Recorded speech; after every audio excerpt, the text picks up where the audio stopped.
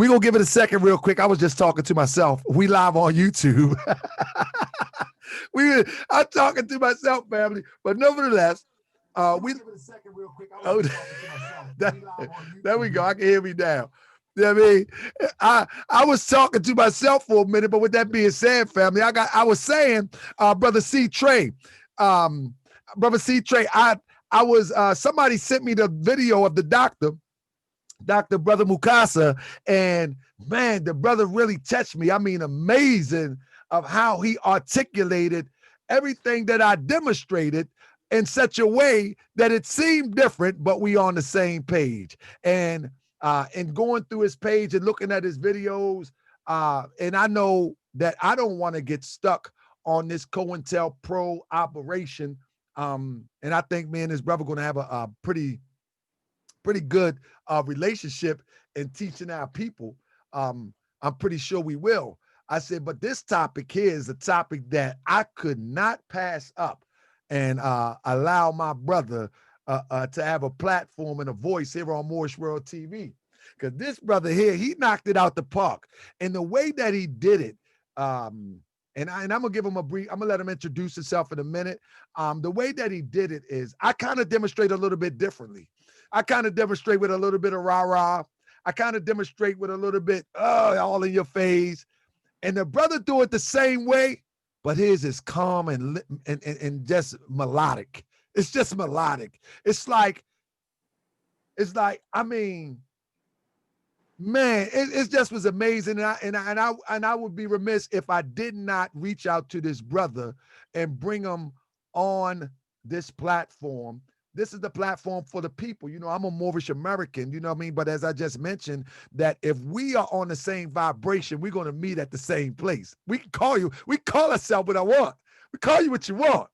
You know what I'm saying? But if we on the same vibration, if my brother Dr. Mukasa really demonstrate my art, and I really demonstrate Islamism, we're going to be at the same place at the same time.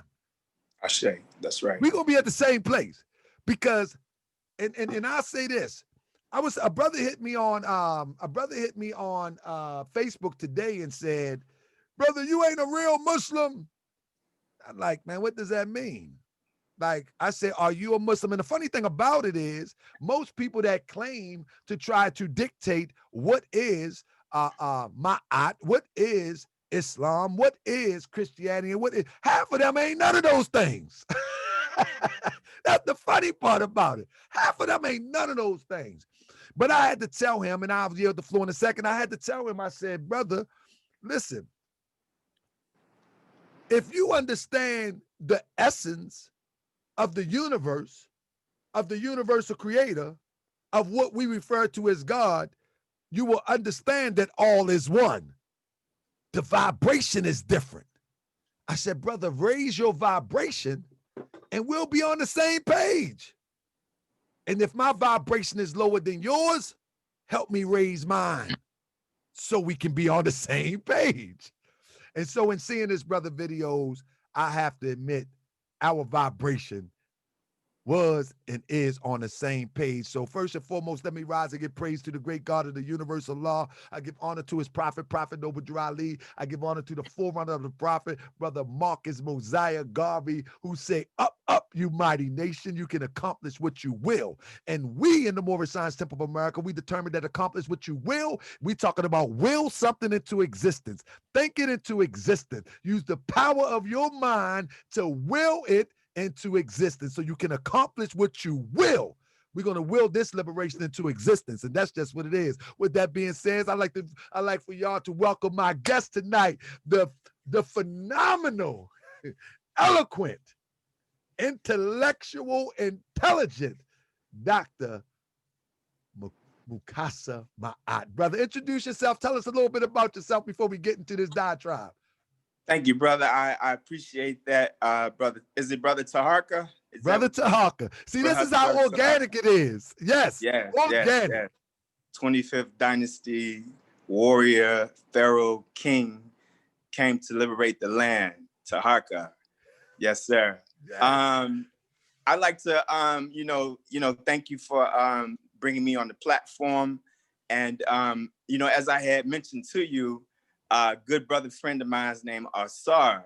You know, I had been researching this whole NFAC thing, deciding whether or not I should say something about it. And the tipping point for me is when he, in his little sophomores bully talk, says that he's gonna go into the Black community, and anybody speaking reckless about the NFAC, he's gonna go send his people door to door and kill them NIGGERs, or A if you prefer. And then he said he's gonna go door to door and kill Black people. So that like did it for me. That like, okay, I gotta say something now. Like, who are you talking to? You know, you don't talk like that about Black folk because they're in disagreement with you. And you're somebody who we don't know. We don't know what community you come from. You came from out of nowhere, and now you're threatening Black folk. And he said a lot of other reckless stuff, but that's what like did it for me. So the brother Asar, I had been making some comments. I did a little write-up post. You know, I put some things out, got a few thousand views on a couple of things. Nothing really too heavy. But I'd been feeling more and more pressured as I'm sitting back and watching this operation. And my good brother Asar, he on one of my posts, he sent me a YouTube video, and it was you. So you're actually the first person that I saw really dealing with this situation on YouTube, the way that it should be dealt with. So I want to just, you know, give praise to you, brother, for the work that you're doing and trying to inform, uplift, and educate our people, because we have to understand that it's snakes in the grass. You know, what's that saying, that when the axe came into the forest, the tree said, oh, look, it's made of wood. It's one of us. And the trees welcome the axe into the forest. And then, of course, there's only one way that goes. So I like to myself as well give honor and praise to the ancestors and to the creator, to Ra, to Abatala, to Nga and Kulu Kulu, and ask that the spirits of the ancestors guide me in this dialogue, and that I'm in harmony with, as you say, the universal one, those that came before us, and those freedom fighters, those warriors. Give ashe, give libations to El Haj Malik El Shabazz, to Betty Shabazz, to Marcus Mosai Garvey, Amy Jakes Garvey, to Nat Turner, Dandara Dos Pomares, Ganga Zumbi Dos Pomares, and all those ancestors that spilled blood in this war for freedom, and all those ancestors whose shoulders we must stand on. And I like to say ashe. So yeah, thank you, brother. So a little bit about myself, before I like give people, you know, all the academic stuff in the books I wrote and all of that stuff. I always start by saying that I'm a high school dropout. You know, first and foremost, I'm a former gang member of Chicago. And I don't say the gang, people in the family, people in the hood where I come from, they know, but I don't recognize that, because when you come from a street gang, it's this attitude that you've never left it. So out of respect for those brothers that I grew up with, those loved ones that I still have, you know, I don't say that. And that's also because the opposition gang that we were programmed to think were our enemy, those brothers are not my enemy. And at one point I lived in a quote unquote opposition neighborhood, but I held on to the gang that I was a part of because, you know, I had family in that gang. But then in moving into the new neighborhood, I had my loved ones, my best friends, brothers that we ran ball together and gotten, you know, stupid trouble together as well. And those brothers welcomed me into that neighborhood, and they didn't have to. And I actually, in moving in, this is a long story, but I'm gonna cut it real short. In moving into the new neighborhood in 7th grade, I had a fight with this guy that walked up to me from out of nowhere. Like, he's testing me. I'm like, who are you? So we start fighting. And then I find out that this cat was like one of the generals in the neighborhood. And like, he could have had me like totally crushed because he had the whole neighborhood behind him. But instead, out of respect, because he was used to people not standing up to him, and we had a square fight, you know, it was a fair one. And out of respect for that, you know, he welcomed me. So once he welcomed me, then the whole neighborhood had to welcome me. But so yeah, I dropped out of high school, man. I got a you know, felony record. You know, got in trouble, did a whole lot of dirt, whole lot of stuff I can't talk about in the street. Hey, And brother, please let yeah, me interrupt you for 1 minute. go ahead. 1 Yes, second. sir. So I mentioned in one of my shows, I said that, listen, people like, what you doing? What you doing? I'm like, I'm for the liberation of our people, but I'm tactful. You know what I'm saying? I'm not going to be brandishing no guns. I said, matter of fact, I ain't even in the position to do that. And I'd hold that in the air. Yeah. So somebody added that together and said, have you ever been a felon? So I said, yeah. Back in 1990. Yeah, I got a story too. You know what I'm saying? I said, however, I still wouldn't believe that that's a solution. Right. Even in my state of mind then, because even at that time, I was moving on a vibration for a come up. Now I'm elevated a little bit. I'm on a different vibration for a different come up, but it's still a come up. Right. And the same level of me resorting to grabbing these when I'm outnumbered and outgunned, that ain't a smart way to come up. So even in today's world, our come up must be intelligently applied, and it must be methodical. Right. For our come up. So I say all that to say that when you mentioned that you were a felon or you were convicted of a felon, let me tell the listener audience, family, unfortunately, that's a large number of people who are from descendants from the inhabitants of Africa here in America.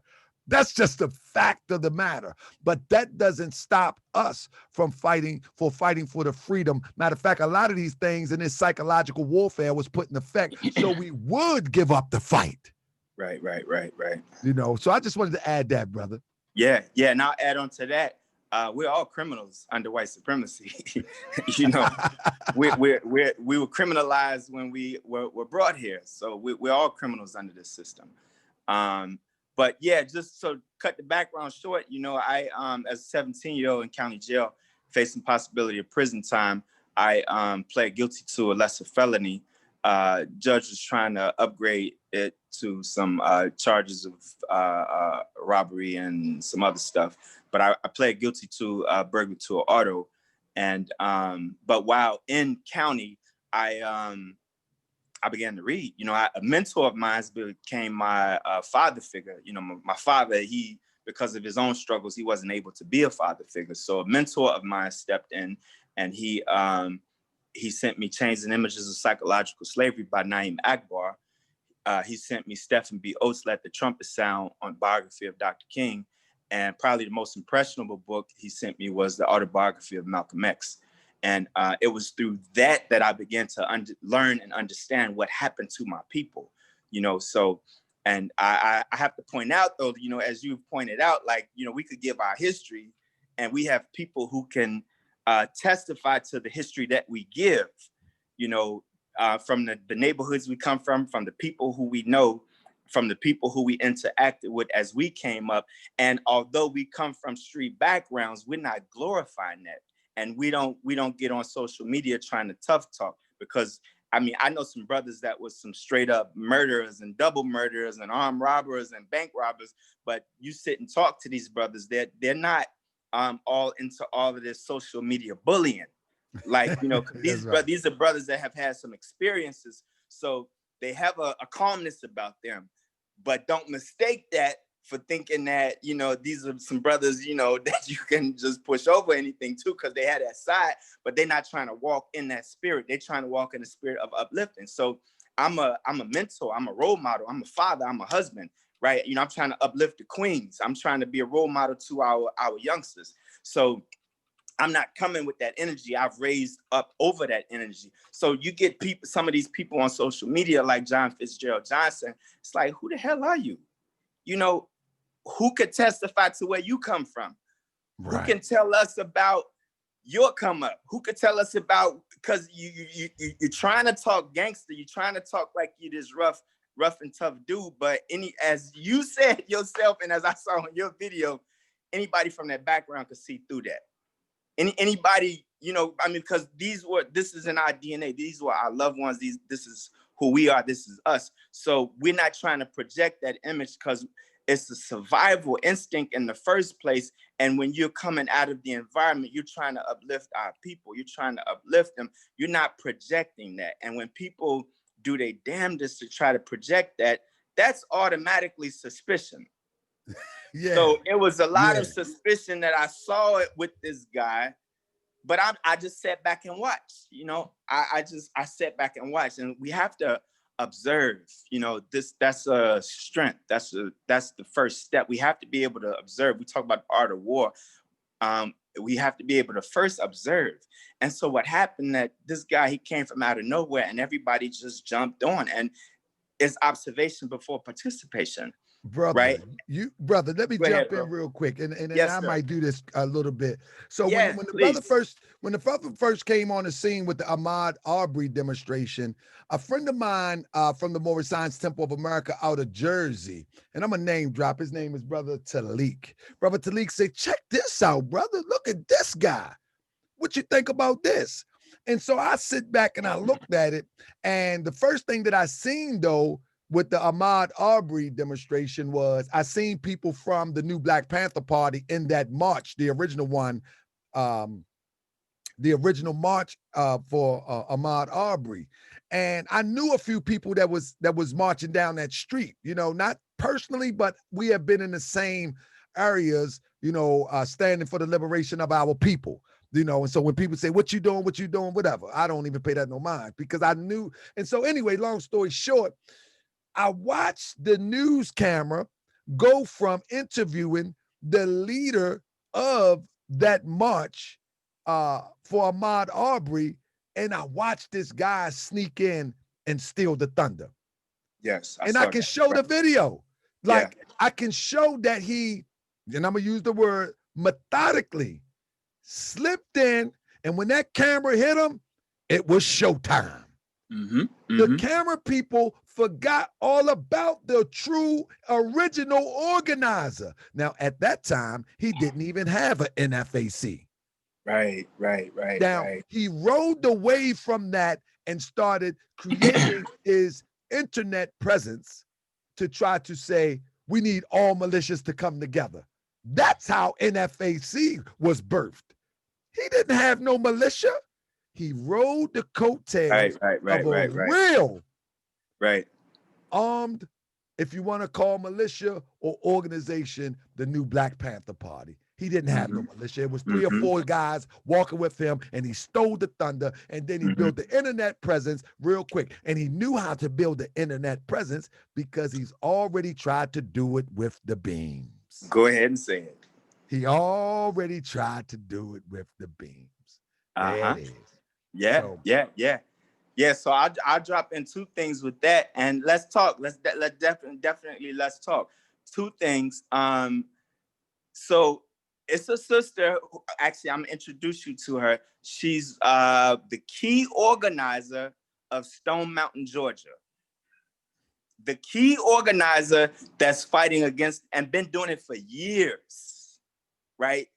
They call her the guardian of Stone Mountain, and though she got people on the board of Stone Mountain, they took down some Confederate statues. This is when John Fitzgerald Johnson, who people call Grandmaster Jay, this is when he was running his fake campaign for president. What we got here? Can you see me, bro? Yeah, I can see you good. Okay. Yeah. So when he was back doing his fake scratching and running his campaign, this sister was organizing in Stone Mountain. I'm not gonna say a lot, but I definitely want to introduce you to her. But what she'll give you all the details. She said is when she heard that he was in Stone Mountain, she reached out to him like, "Who are you?" Because no protest come through there without recognition of this sister.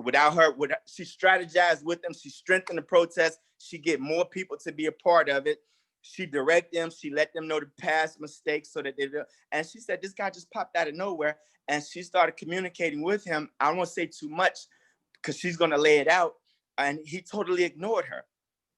totally ignored her. And it was a lot of dumb stuff that happened, like just as bad as the negligent discharge with the shotgun in Louisville. It was a whole lot of that happened, similar stuff like that happened. It wasn't discharged, but there's a whole lot of other stuff. Shells being dropped, officers escorting them, a whole lot of crazy stuff, people disorganized. And she's like, what is this show? What is this? What are y'all doing? And he just never reached out to her. And then this is also what happened. This happened in Louisville. This happened in Stone Mountain. When this clown leaves, these white militia, they come in. And the organizers, the local organizers, end up locked in protests and counter protests with these white militia, some even at the threat of their life. So this guy's walking around, he's acting all tough, like people see the image, but you're not dealing with the aftermath. What happened after this? And people are having to get into these squabbles with these white militia, and they're like, where the hell are you? Like, he comes to Stone Mountain and he call out, where are these rednecks and where the Proud Boys? Like, we here. Well, when you left and when you went back to your government home, wherever you live, then the white militia came out, and the black protesters and their alliances that they formed, they've been having to deal with them since. Same thing in Louisville. Wow. So hold up, bro. Hold up, yeah. bro. Let me underscore that, because you know what? And that's why the universe brought us together today. Because I point out a lot of points and I'm real technical, and now you bring another technical point to the conversation. What happens after the fact? Because just like you said, when you're gone, you're posing and your gun is gone. Now, shout out to those, and I want to be clear. Shout out and honor to those who came for the true liberation of our people, because I know as many brothers who joined that lineup in that march because they really desire for us to be liberated, and really believe and have reason to believe that that is a viable source of liberation. So this is not to you. Let me make that disclaimer. This is not to you. Yeah. However, when this guy, Grandmaster Jay, goes home, now the people who are in the struggle daily, now they're stuck to deal with this built up anger, emotional tirade that's going on now. Bro, what he's doing, I want to cut you out. Just really important to point out what he's doing. He's fueling the white militia. He's a recruitment tool by default or intention. And we could get into why I say he is an agent of the FBI. We can get into that in a few. But what he's doing, either willingly or unwittingly, either knowingly or unknowingly, he's fueling them, and he's becoming a recruitment tool for white militia. And they're coming out, and they're gonna meet him. They're gonna meet him at the very next march. They are gonna meet him because a whole lot more of them know about him now. And then we can see what happened. But you have informants, you have agents, and you have agent provocateurs. I argue, and I can back it up with information. We could discuss it. I think that I think he's an informant without question. He's an agent without question, and he's an agent provocateur.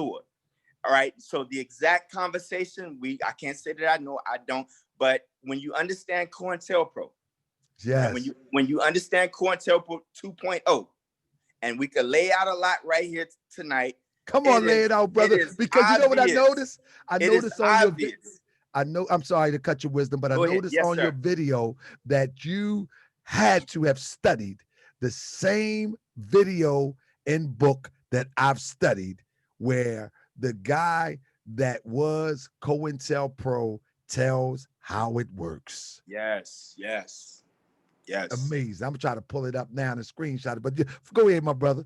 Yeah. Feel free to, you use whatever videos I post, man. I tell anybody, I ain't worried about no copyrights. We need to share this information to the people. Absolutely. So what you mentioned is, so what I've been doing is trying to share with people, or let me back up. I have to say too, like you were giving respect to those brothers that have joined the NFAC, not realizing who this guy John Fitzgerald Johnson is. And nobody realizes who he is because it's intended that way. But yeah, so these brothers, you know, much respect to the gun owners, the Black militia, the brothers, the organizations that have gotten behind him. And they're the first line of people that I'm trying to warn about what's going on, because they're the first line of people who the government is creating files on. If you understand Cointelpro, here's one fact about the first Cointelpro under J. Edgar Hoover. We're not talking about modern day Cointelpro 2.0. We're talking about under Bill Barr and Christopher Wray, director of the FBI and attorney general to Donald Trump. Not their Cointelpro, the first Cointelpro under J. Edgar Hoover. People need to understand this. People are like, well, who did they investigate? Did they investigate the radicals like, you know, Dr. King and Kwame Ture, you know, like SNCC? No, they investigated everybody. They had files on musicians. They had files on moderate civil rights activists. They had files on the Southern Christian Leadership Conference, you know, NAACP, not just the Black Panther Party, the Black Liberation Army, the RAM, the Revolutionary Action Movement, not just the Black Guerrilla Family. They had files on everybody. So that's the first thing to understand, right? The second thing to understand is what has happened under Bill Barr. The FBI never stopped investigating people. From 1971, when they were exposed, right? They were exposed because these white radicals went in their offices and they let the files out. And the same thing kind of happened with Nixon with the Watergate, but the same attention was not paid, right? So when the files came out, then the FBI had to back off doing a lot of stuff publicly and the more aggressive stuff. And then with the death of J. Edgar Hoover, his leaving the FBI, they took a slightly different approach, but then they escalated investigations, beginning with Muslims after 9/11. And then they took the investigations from Muslims after 9/11, and then they started investigating quote unquote radicals, right?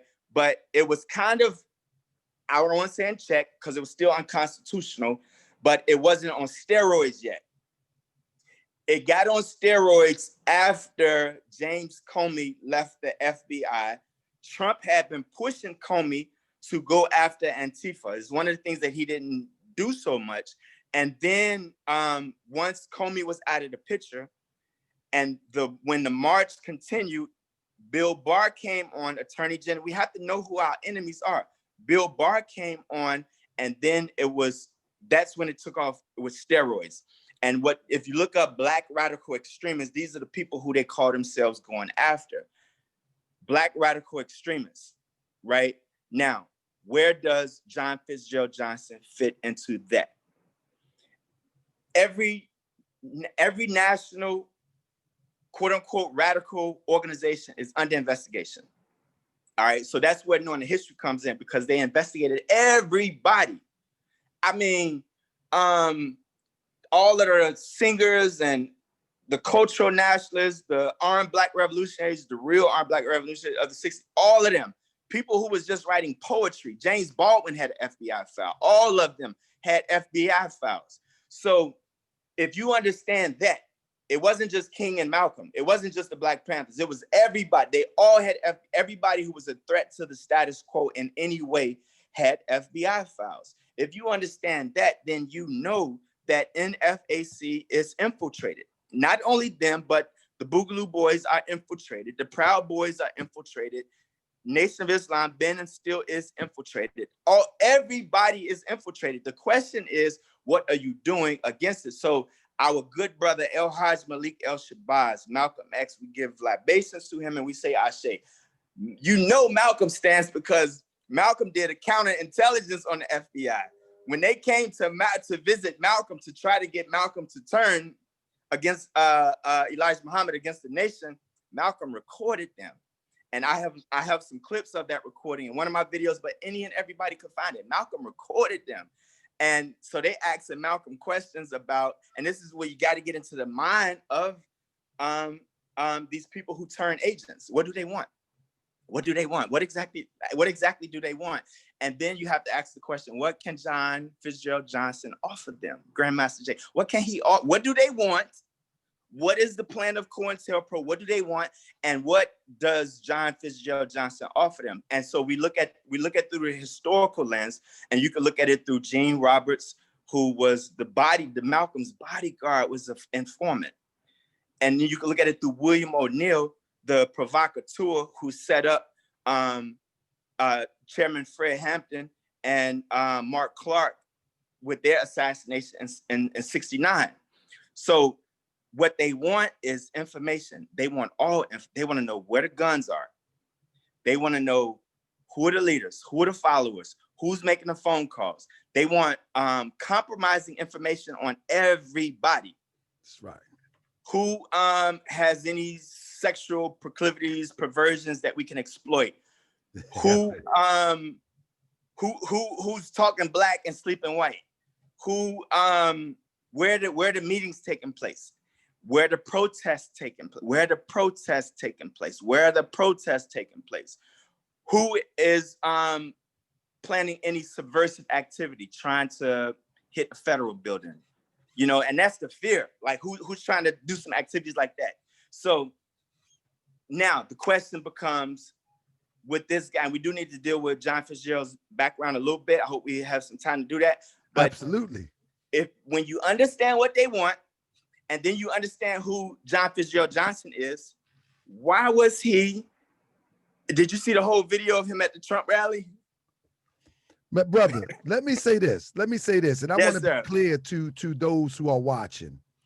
Listen, if you follow Grandmaster Jay, John Johnson, whoever he is this week, family, I implore you, no matter how mad you are at Taharkabey and Moorish World TV or Dr.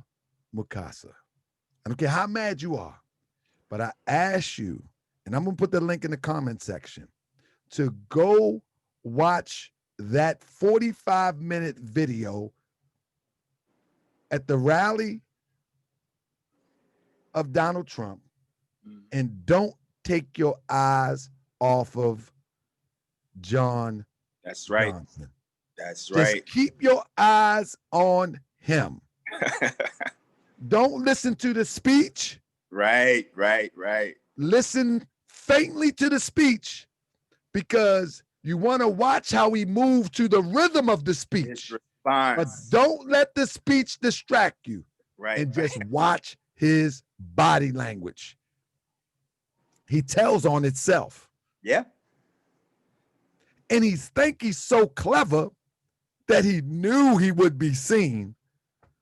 So that same month, a few days later, he make a video to try to clean it up. Yeah. But it doesn't make sense. What did he say in the video?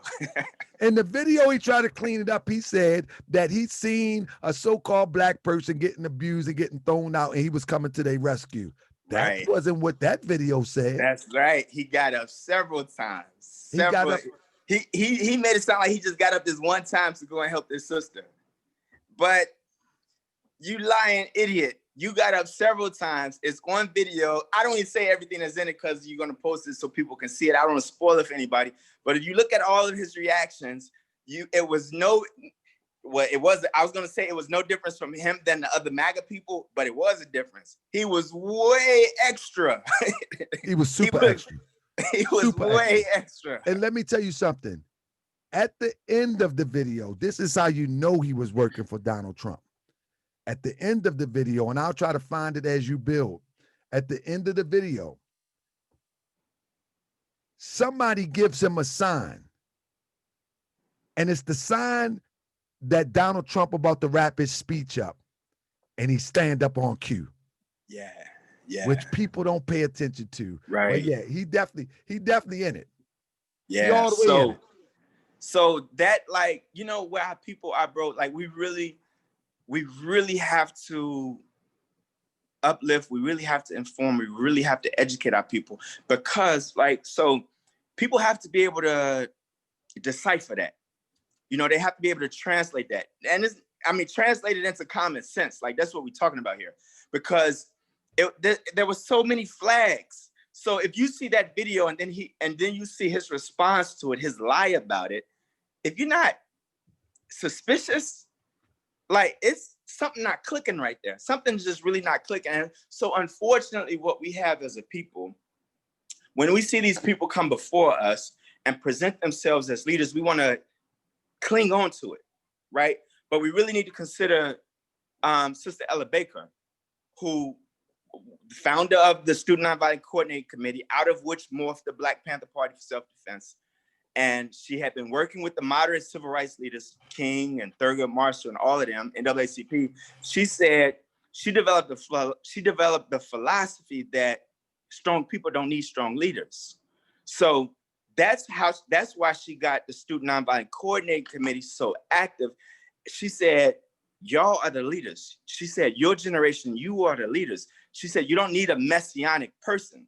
All right, so those lessons that she dropped, and she's still not recognized. Like, if you ask Kwame Ture, who was the one person that branched the highest profile figure, who had a COINTELPRO profile, who we know they wanted to take him out. If you look at him, he went from NAACP and SCLC and CORE and the Lowndes County Freedom Party, which morphed into the Black Panther Party.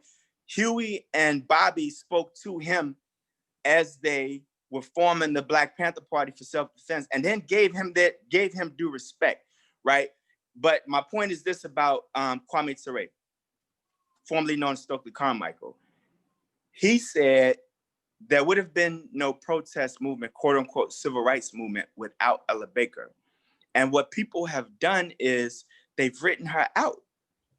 They wrote her out of the history, and now we just have the messianic, and I give respect, praise to the efforts of Dr. King. If not for anything, the man gave his life for what he believed in. I give him respect for that. But they've uplifted him. He has a huge statue on the mall, but nobody knows about this sister, who she had an FBI file. They all had FBI files. And now we just have this idea that we just need this messianic leader instead of doing the grassroots work, right? The grassroots local work, the building of communities, the idea that we're all leaders, that we all have a role. And then in 2020, in stepped this guy named John Fitzgerald Johnson, who I say, this man has been cultivated. Like, if you understand, here's another thing about the FBI. They cultivate people for years. Yes. They don't just decide, okay, this is going to be our informant. They pick you for years. So at what point, if he is an agent, which I argue and debate anybody on that, not only an agent, but an agent provocateur. Informants just provide information. Agents will get in organizations and do a little more work than informants. They want to get involved. They want to get in the paperwork. They want to try and move up in the leadership of organizations. This is the original Cointelpro. They operate a little differently now.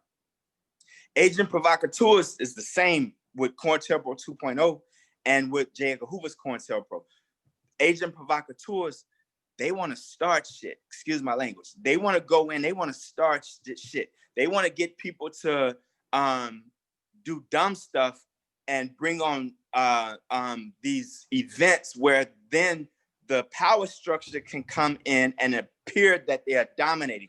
This was G. Jaga. This is what happened with him, with Mumia Abu Jamal, with Asada Shakur.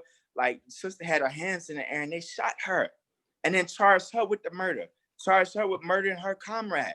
This is what happened. Agent provocateurs is what happened with the assassination of Fred Hampton and Mark Clark. Those were your provocateurs. Provocateurs is the assassination of El Haj Malik El Shabazz. So if this guy, John Fitzgerald Johnson, who ran for president, right, lied about his attendance at the Trump rally, said he was just there for a protest, but you doing security. All right, you lied. Why are you lying about that to the people? You're a failed DJ, but then you said you're a legendary DJ, but where are your legendary tracks? Like, if you call out anybody that's legendary, everybody Run DMC. you know, every Cool in the Gang. Everybody knows that, you know, the Rakim. Everybody, Eric B, Rakim. Everybody, we call them out, we can name tracks for days. Right. You say you're legendary. Where is your legendary work? The little bees beat, whatever thing that you was doing, you know, that's your legendary work. So I believe, I can't 100% confirm this, but my argument is that he was cultivated before the Trump rally. Oh yeah, because yeah. Well, let me you give don't, you you my don't theory. go ahead, bro. What you say? This is my theory. And I know people may like conspiracy theories, and this might ride the line of that, but I don't believe it's a conspiracy theory. I believe it's just a conspiracy.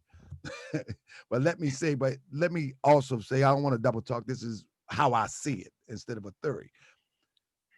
I truly believe. Now, I'm going to put together a video coming soon of the research that I've gathered.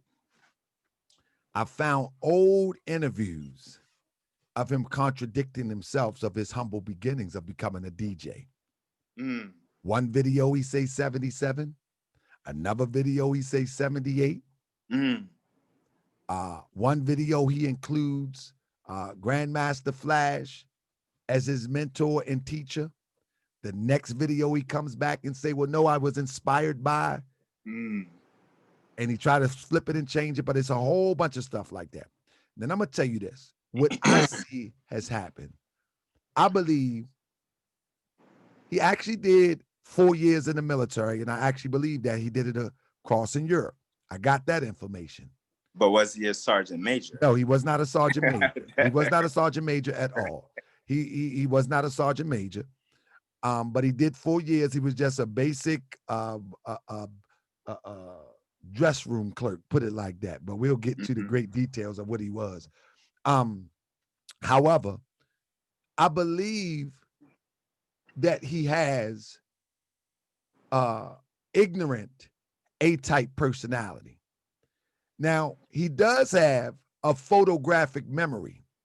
He's able to look at something, read something, and spit it back almost verbatim with his own little twist to it. He's able to do that. That's called training, bro. Yeah. He's able to do that. That's called programming. But now what happened is that he got that sometime in the military as a flunky, because he was just a flunky. He was nobody in the military. But when he got out, he tried to pursue this rap career dream.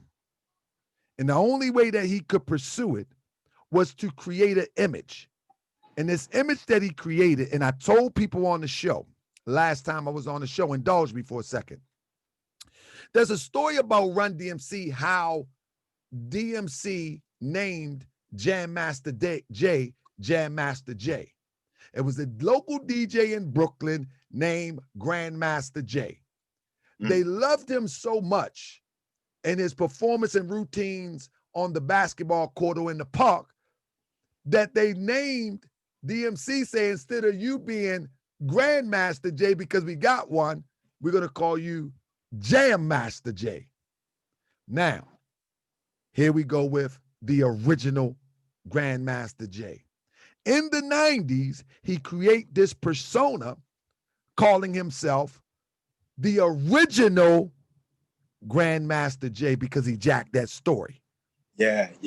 Now, and when he jacks the story, he also posts what he don't know I done found, that Jam Master Jay stole his name. So in reality, what he did, the reason why don't nobody know him, because it was a neighborhood DJ named Grandmaster Jay, and he wasn't a super popular DJ named Grandmaster Jay, and the story came from Run DMC. Now, here we go. He rode that ticket until he could sell himself or manipulate, or he was utilized some kind of way and got in with Beans. And he got in with promoting old school hip hop, as many people might have seen on my show with Lord Jamal.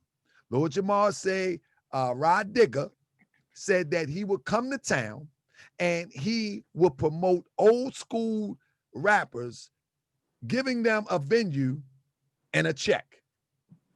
You see what I'm saying? It don't take any. If you got money, you could be a promoter. I could pay anybody to come to Baltimore right now. And if I had the money, you know what I'm saying? I mean, minus COVID-19. So anyway, this is what put him in the circles. So this is why only pictures you see of him in the 90s and beyond with DJ Kool. Why DJ Kool? Did he produce anything for DJ Kool? Absolutely not. Why DJ Kool? Because he put money in Kool pocket to perform. This is how he got pictures with DJ Kool. This is how he got pictures with Busy B. This is how he got picture with all of these old school rappers and trying to make himself to seem like he's in the in crowd with the old school. But at this time, the plan is in full effect. He's being utilized now. The plan is in full effect. And what he's doing is he's making a fingerprint, if you will, giving himself a history. He's creating a history. Right. Basis. Now I'll say this in short. You will never find any pictures of him in the 80s. And his excuse is, we didn't even have a Kodak in the 80s. We had no. Let me explain something. They got pictures of all Fresh Fest. They got videos of Fresh Fest. They got flyers of all Fresh Fest. His excuse that he wasn't on any Fresh Fest flyer, but he hosted, is that they picked him up because it's a legendary status and he wasn't on a card. He have an excuse for his disappearance from 79 to 90. There is no mark. Now, let's deal with real quick the Kiss Mix Master Challenge. In fact, I would challenge anybody to come on here and challenge me with that being legitimate. It is not legitimate.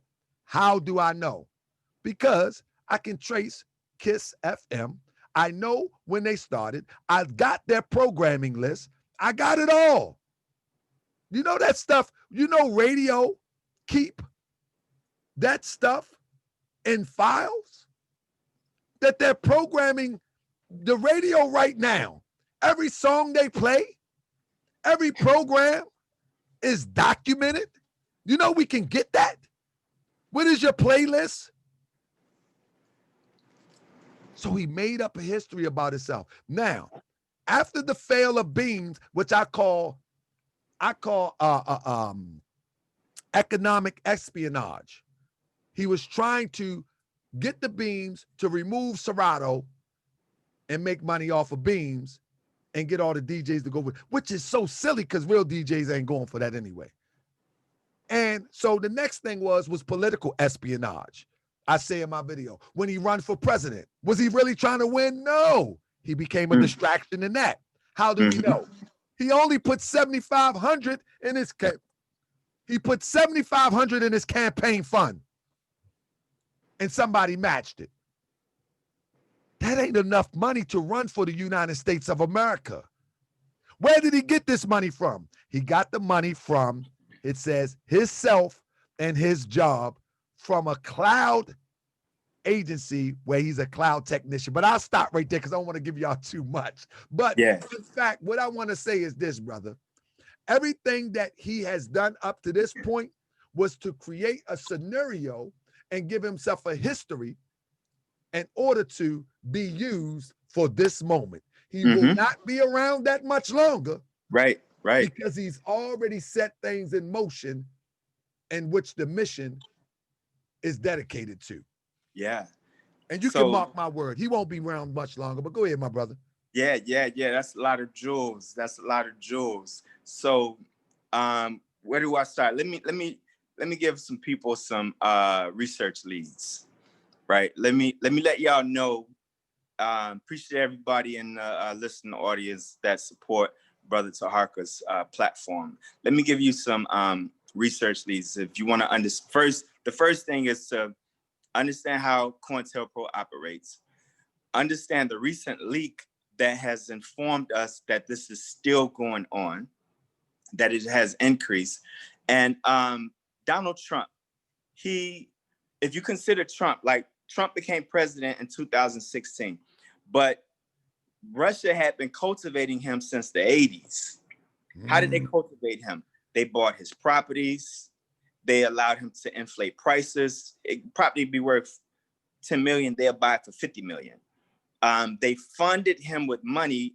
Like, this is John Johnson on a grand scale, but if you understand Trump, then it'll make sense. So now Trump has become an asset to Russia, right? But his situation is that it's not enough Republicans to keep Donald Trump in office. So what must he do? He must give the appearance of being tough. He has to suppress the vote, and he has to create turmoil. He has to create chaos, right? So this incident in Kenosha with the Boogaloo boy who shot these two protests, shot three at least, that fits Trump's agenda of fear, number one. What happened in with Donald Trump with all of these white supremacist attacks, you know, so you see Trump getting on the screen and he's talking to his white voters because his goal is to try to stay in power, right? So you're dealing with a situation that is about raw power. How the white supremacists of this country, Trump is one wing of it. You have oligarchs, you have other people. The goal is just to simply stay in power. So it was manifested in 2016, as I was saying, but it was cultivated way back to the 80s. So now, John Fitzgerald Johnson, the NFAC, you know that the man can't win fair election. You know that they're suppressing the vote. And you know that he uses a fear. You know that fear is a powerful weapon to the Republicans, and it's a powerful weapon to the money that's behind Trump, because it's not just about politics. It's about some international white supremacists. There's some people that will, I'm talking about like the people who took out Jeffrey Epstein, right? It's some people and there's some forces that play in this country that you don't see and that you don't know. Trump is the front man. He's there too, and not just the Russians. But you cannot say that there's no connection because, one, we got him on camera, right? He screwed that up. You have agents, you have provocateurs that are deep cover, and then you have some that are they're top secret, but they're not like super deep cover. And then you have some that they kind of like let out before the public. This is Cointelpro under Hoover, and this is Cointelpro 2.0 today. Then you have others that they'll throw away when they need to, right? They don't just keep agents, and that's how we know so much about them. If you look at the recent videos that I've uploaded, I'm relying. It's not me talking. I'm letting these agents, these confessed agents, speak, and they tell you, like, they give you all the clues to what's going on. So between now and the election of if Donald Trump loses the election, if Joe Biden, Kamala Harris win, what we're looking at is a situation where we still have to fight as a people. All right, that don't mean that it's over. But what it does mean is that the power structure shifts. Our goals remain the same. And as you were saying, we have to have our solutions. Our goals remain the same, but we have to understand this enemy. We have to understand this beast that we're dealing with. So as I was saying, this is important. So please hear me. Please bear with me, people. How is the NFAC, even if you say that he's not an agent, which is a whole lot of evidence that he is everything that we've mentioned, is the fact that they are under investigation. If they're under investigation and he don't know, he's not telling people, you know, that's when he comes from out of nowhere. It's typical agent. He has an erased history. It's a whole lot of suspicion, it's questions, it's him lying. It's all of this stuff. But even if you say that he's not, he just said that he called out the Minneapolis police and the National Guard. He threatened them, he said, you want to see what we got? You know, you can come with it, you come with it. Like, he talked tough about them, but then you cozying up with the Boogaloo boys. All right, so before this incident with this Boogaloo boy that shot these people, this idiot, John Fitzgerald Johnson, he is on video. He says, I got an olive branch from the Boogaloo boys. And he said, we not like these white supremacists over here. We want y'all. That's what he said. And then you got this cult mentality that's taking seed with people. And although he said that out his mouth, Although he said we with y'all, and although he said y'all could come out, but you can't join us. Although he said that out his mouth, people can't hear what he said out his mouth. All right, so why is he important? As I said, Trump is trying to remain in power by stoking fear. We know that there's investigations. We know that Bill Barr has Cointelpro 2.0. This is known information. These are public records that have been accessed by Freedom of Information Act. People can read it. Like, you can read it. You can get this stuff online. You can read that there is a Cointelpro 2.0 program going on. You can read about the previous Cointelpro and you can see their strategies. Like, you have eyewitness accounts. And then you got this man lying to y'all. Right? He said he was a sergeant major. He wasn't. And that's committing something called stolen valor, which is criminal, which you can go to jail for. He's committed stolen valor by lying about his military rank. He's not in jail. He had these terroristic threats that he's made. He made the comment, he said, don't call John Fitzgerald, don't call Grandmaster Jay. He said, you call me. He said, I went by the school and I kidnapped this, excuse my language, I don't use the N-word, but I'm using his word. He said, I kidnapped the nigga's children. What do you want me to do with them, Jay? And then he said, hey, if you got the mayor duct tape, please go, son. I'm doing something. All right, you got to ask mommy because I'm doing something. Sorry. Now, you all right? We family men. That's family men. His middle name is Ogun. He's named after a warrior spirit.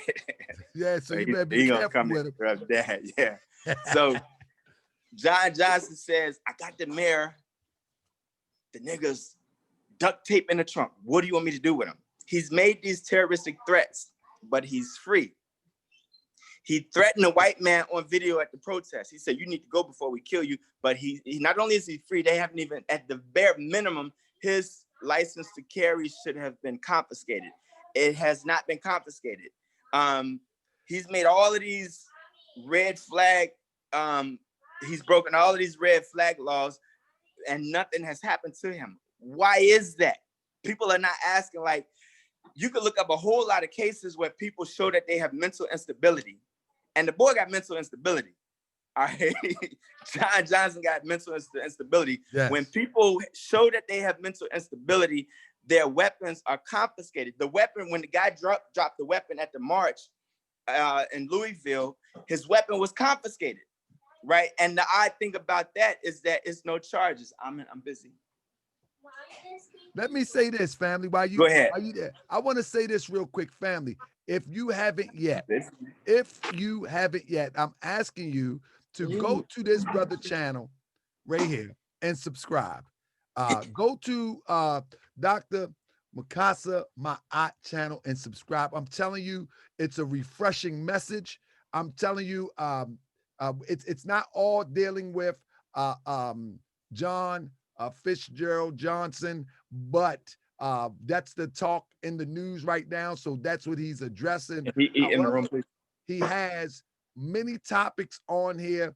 Family, we need to get, y'all want positivity. Y'all keep saying it. Many people even come to my channel and say, why you keep talking about this? Why you keep talking about that? Well, that's the talk of the day. And we want to make sure that we have our people armed with information so they can make the best decisions.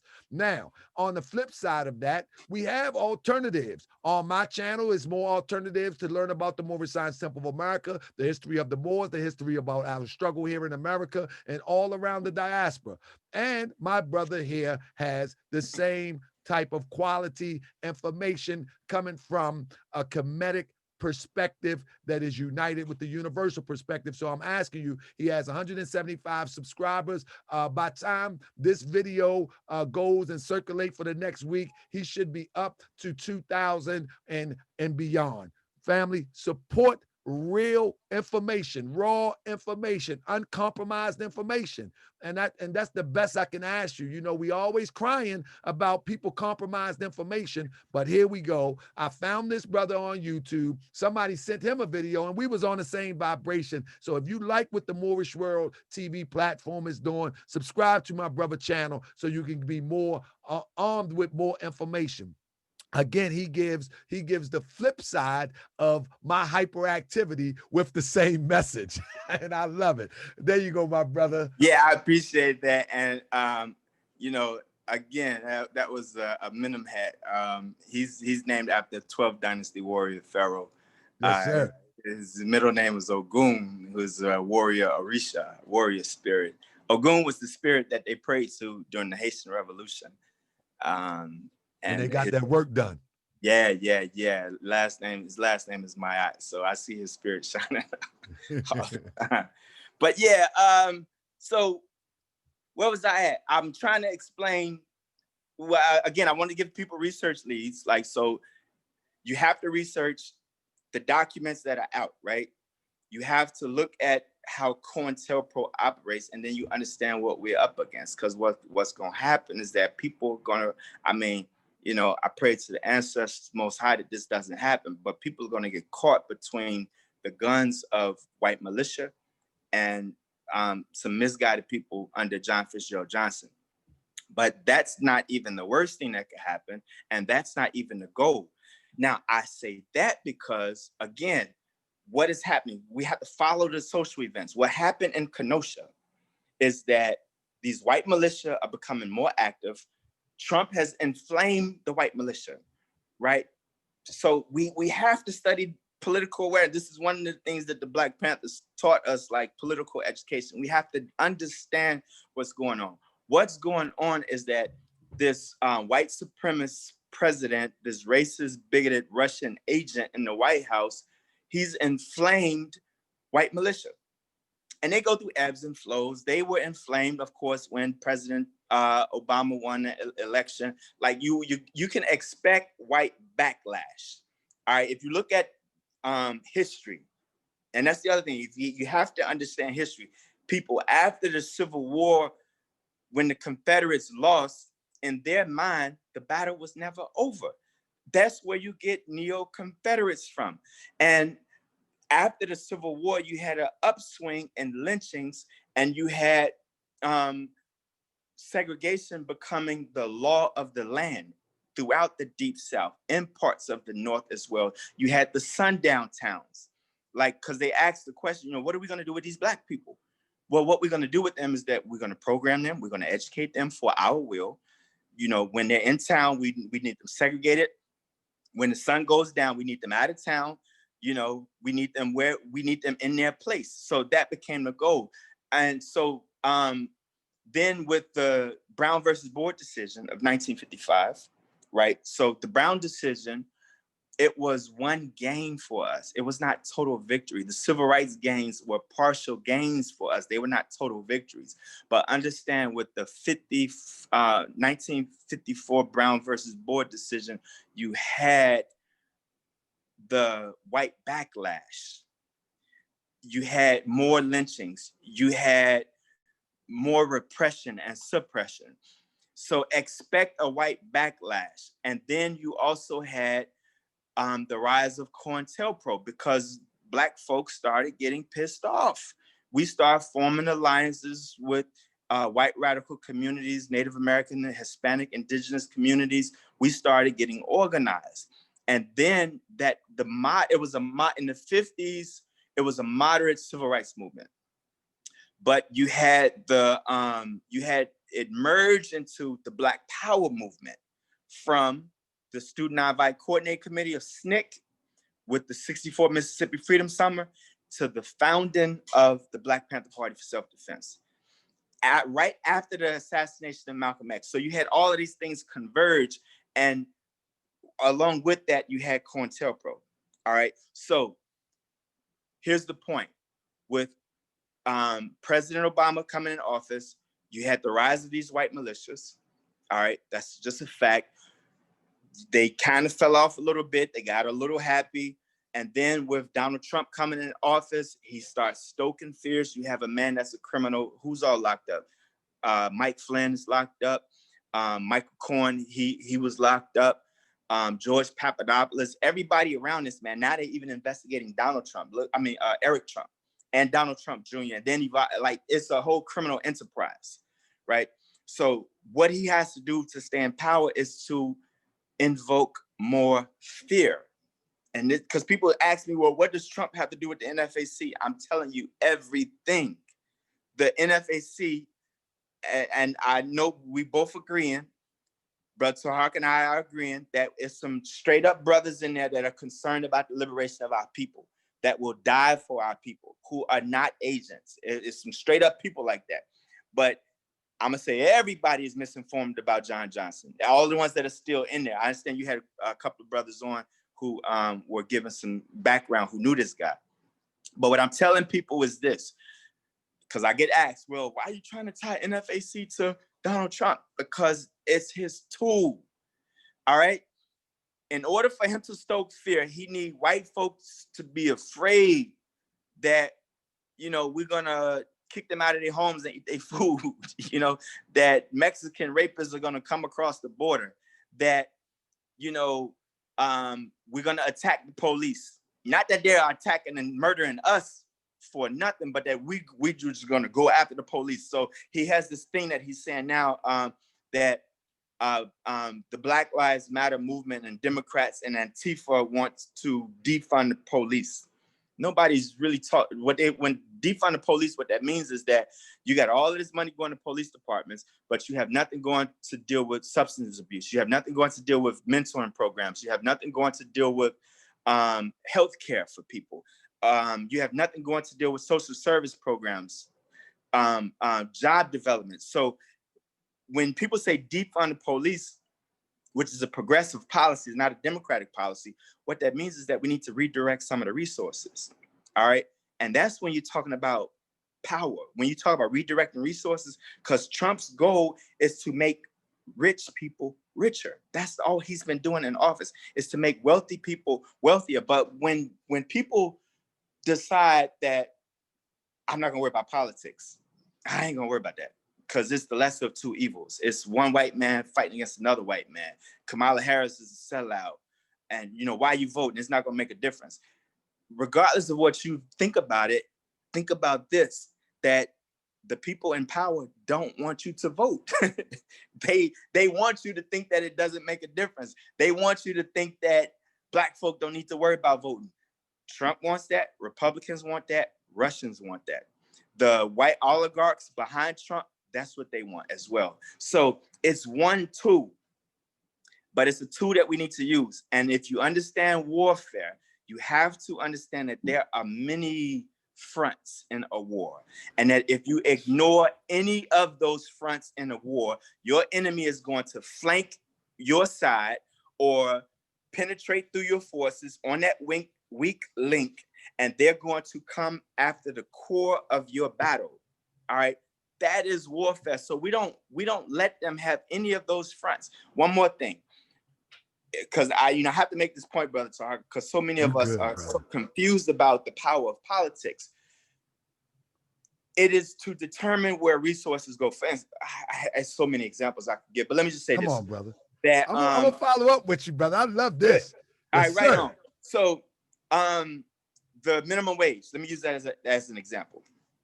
All right, the minimum wage has not been moved in like, what, 15 years, something like that. It's been $7.50 since I was, a teenager almost. Like, it's moved very little. The only way minimum wage is going to move is through the political process. If we don't give a damn about the political process, the minimum wage does not move, right? It doesn't go anywhere. Obama didn't do anything about it. Trump damn sure is not going to do anything about it. But not only that, what Donald Trump is doing, who's getting minimum wage? Poor and oppressed people. All right, and it's starvation wages. You can't pay rent. You can't feed a family on minimum wage. So these people are going into all of these restaurants and all of these places making minimum wage, and somebody's getting filthy rich. Somebody's making millions of dollars, billions of dollars. It's the CEOs of those franchises where people are working for starvation wages. All right. So what Trump has done with the tax cut, he has given tax breaks to the wealthy. So people who were worth billions are now worth many more billions. He said it and he did it. So It's about the political process as one front in this warfare. So what could happen is that, and a whole lot of other countries, they have their minimum wages are much more than in the United States. So what we need to do is, if we could garner more of those resources, take more of those resources, then we could, you're not going to get rich off the minimum wage, but you have 100 people come together, they pour in whatever the money that they've earned, what they've made, and now those 100 people can start investing in properties in the Black community. Because when we don't, go ahead. I just wanted to add this, many people, I've watched a lot of the Master Jay supporters. They would ask me, well, what are you doing? You on YouTube, what are you doing? But in actuality, brother, our organization, the Moorish Science Temple of American Style, is the Noble Temples. We have an auxiliary called the Alliance for Political Accountability. And in this program called the Alliance for Political Accountability, it's about taking over your community politically first. Right. Because if you can take over your community locally, then you control the bag. Yeah. So in other words, if I can get the sister who's buying the weave, as well as the one that's selling them the weave, to participate in the ideal to put one of us in position to get the bag, then we making things move in our favor. Yeah, and how so about this? And I won't put the whole plan on the table. To legalize those dispensaries, because who's making money off the legalized dispensaries? It's a whole white level of investors. So a lot of us, the whole point, I wanted to add that the whole point of politics is not voting, it's knowing the power of the collective vote. Yes. Or becoming the power that you have a problem with. And it's moving into your favor. And it's the redistribution of wealth. And we should control the distribution of that wealth. We should control that. Yes, we should. And that's what I'm saying. Politics is the people get caught up and you know what we call it, brother? Plain and simple. It's the management of the people's money. Exactly. Yes. And it's the management of the people. And if you ain't in a position to manage the people money, then somebody will manage it for you. Now, we need to know the plan to get you in a position to manage the money. You manage the money, you control the whole area. And you put a period on that, so I'm not even going to go into that any further, but I'm just trying to get people to understand the power of politics to, as you said, quote unquote, manage the money. It's some people who don't want us to vote, because people get caught up in, well, people died for the right to vote, and I'm not going to vote because it's slave politics and all of that. But you don't understand the economics behind the political system. That's what it becomes. So that point made, you put a period on that. So I'm just going to say this, that Donald Trump wants to stay in power. They're going to lock him up the day that he's out of office. His ass is going to jail through the Southern District of New York. So best believe that Donald Trump is invested in staying in office. Then steps in an organization like the NFAC, who he ain't telling you, John Johnson's not telling you that FBI knocked on his door, like what Malcolm did. Malcolm recorded them. Did you hear that when the interview, when they came to Malcolm's place? Absolutely, they couldn't get him. Malcolm recorded them. And, so he gave them no information. He was kind of talking like he was half crazy even, right?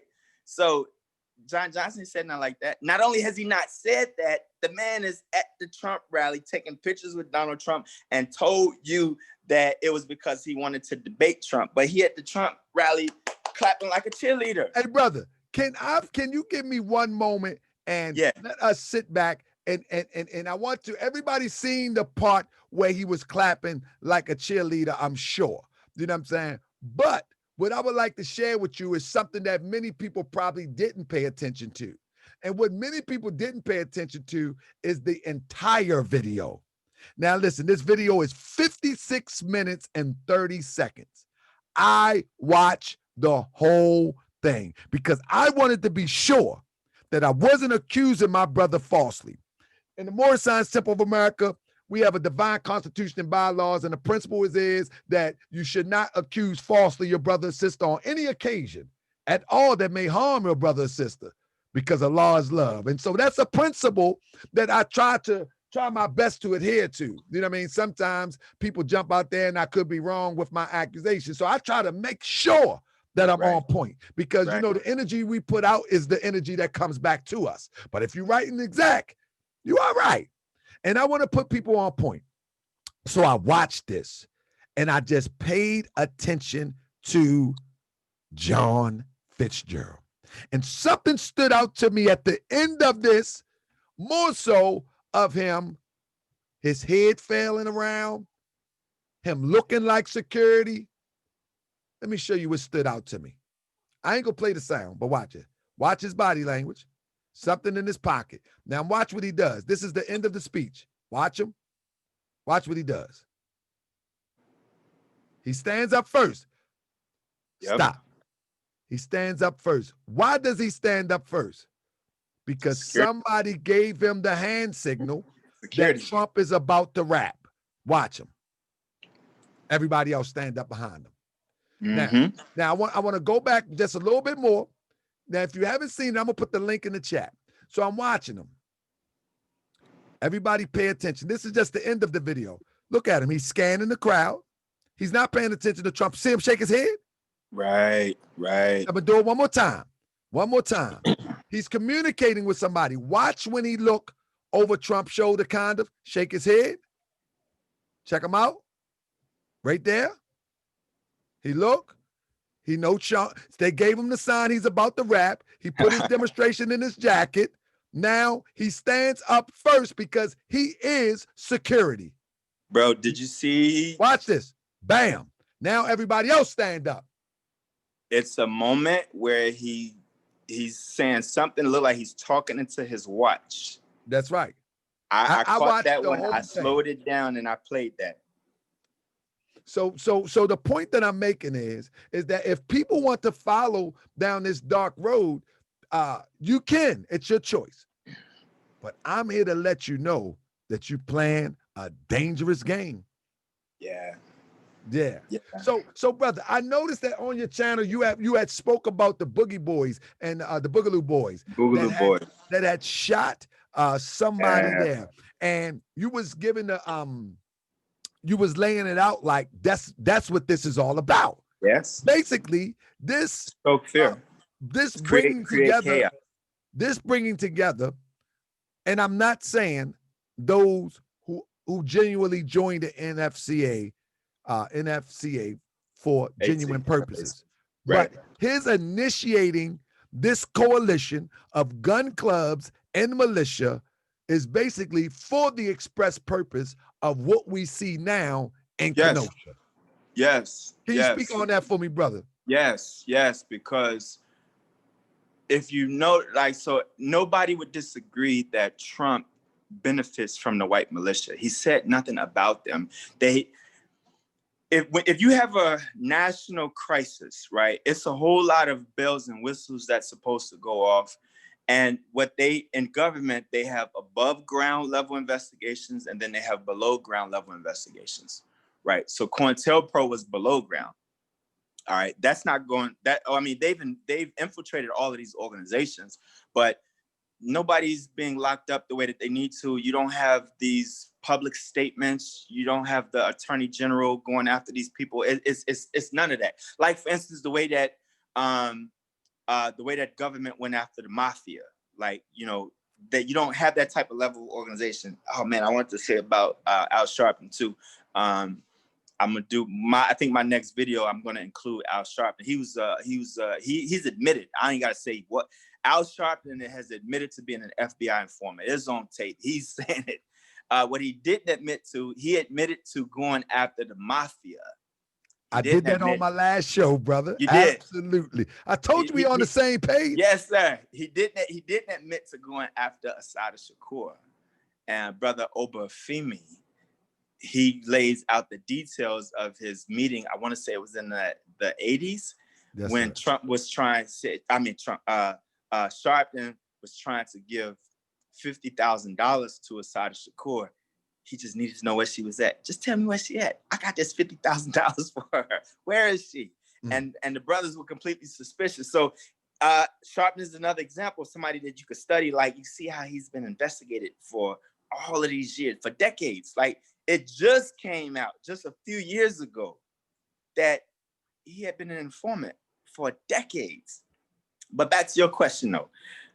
So the Boogaloo Boys serve a similar purpose that the NFAC does.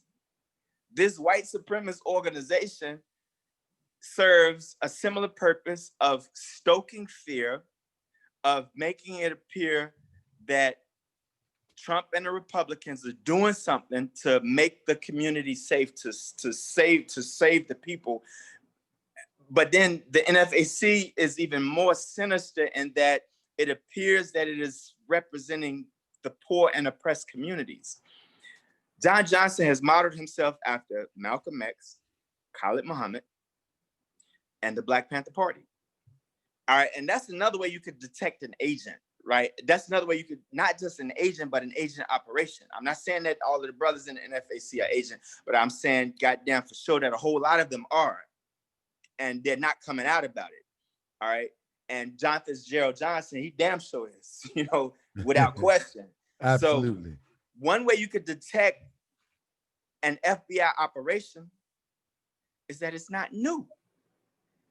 That's, I mean, brother. because the Black Panther Party was formed because of oppression, because of police brutality and violence by the people, right? They were formed because of that, all right? So, you know, we knew the history of the founders, you know, I mean, Bobby Seale, Huey P. Newton, and everybody that came into it, and then all of these agents came. And another thing about agents, they got money that people don't know where it's from.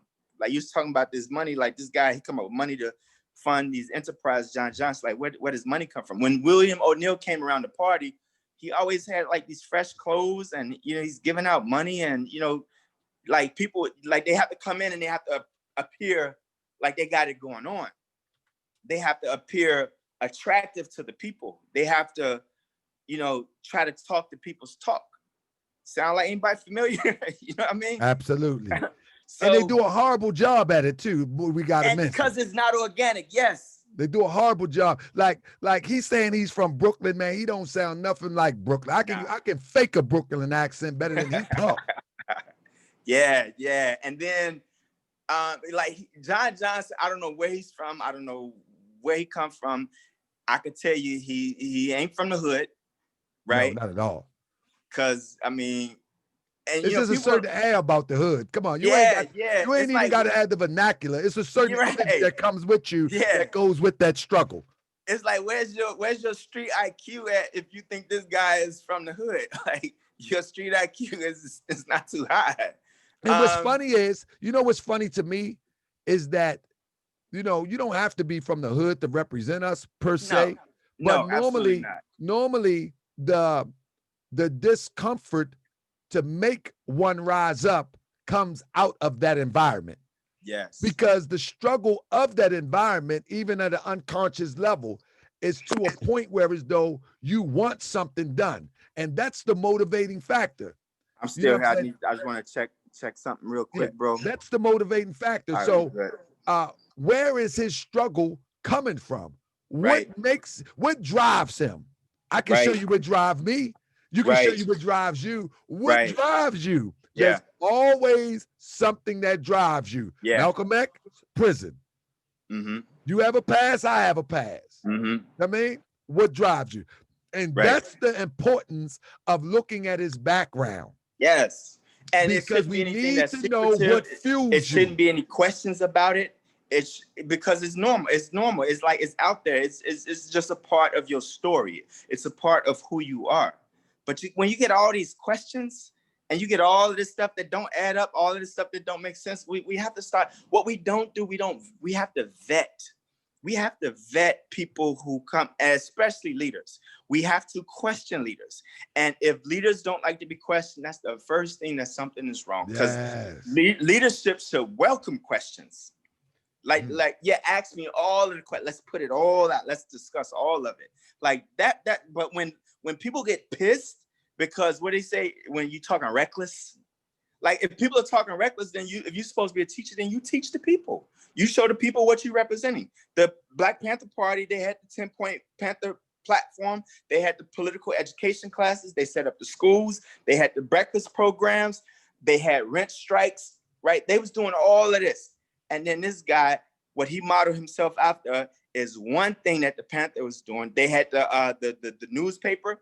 The only thing that he stole one thing.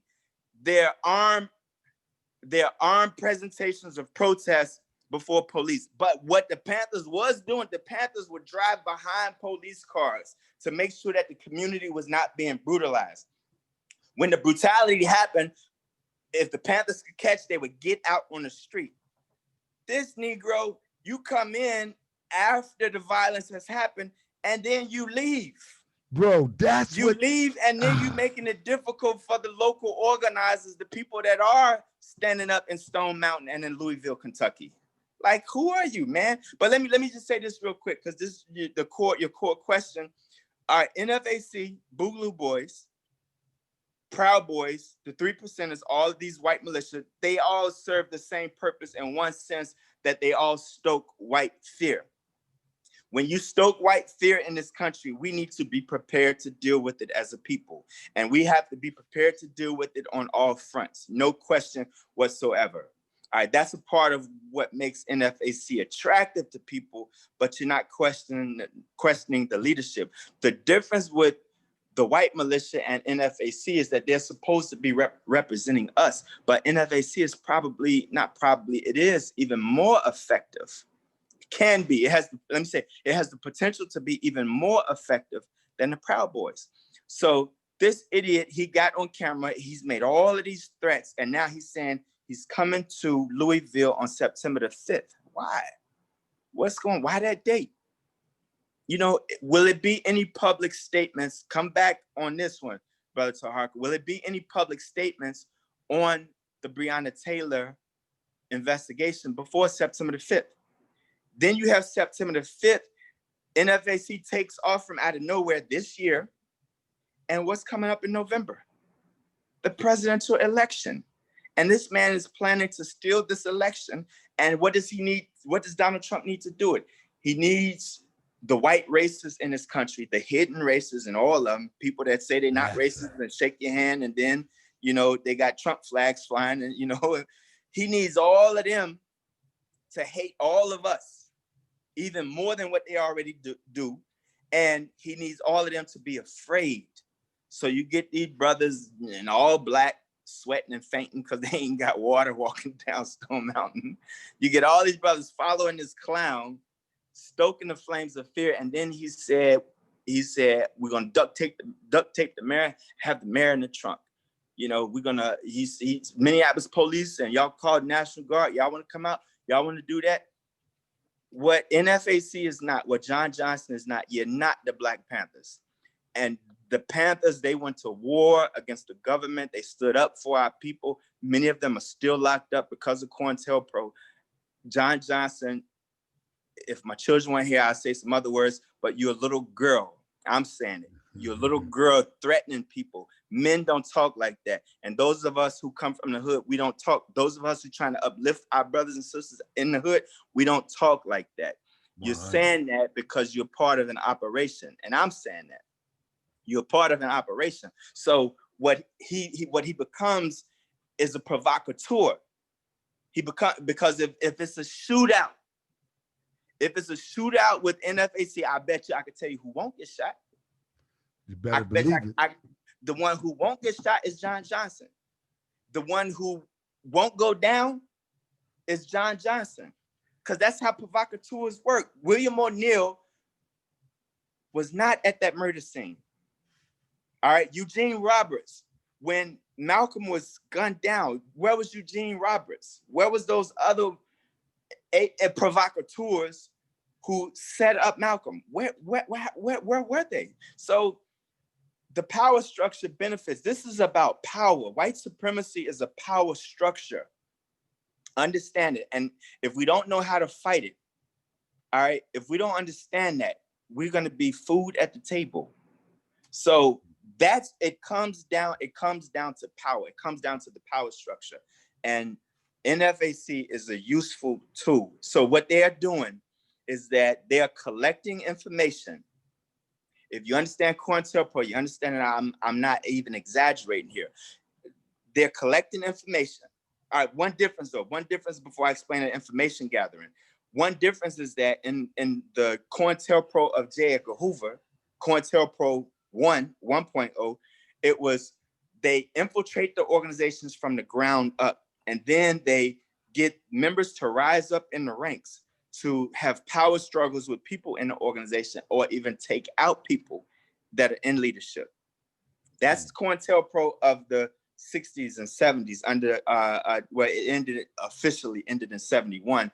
But the Cointelpro of the 50s and 60s, it was to you infiltrate the organizations and then you get people to rise up in the ranks. But meanwhile, you've compromised them. Use this people as somebody, they might have stuck somebody up, or they might have committed some crime, and they join this organization and they get caught.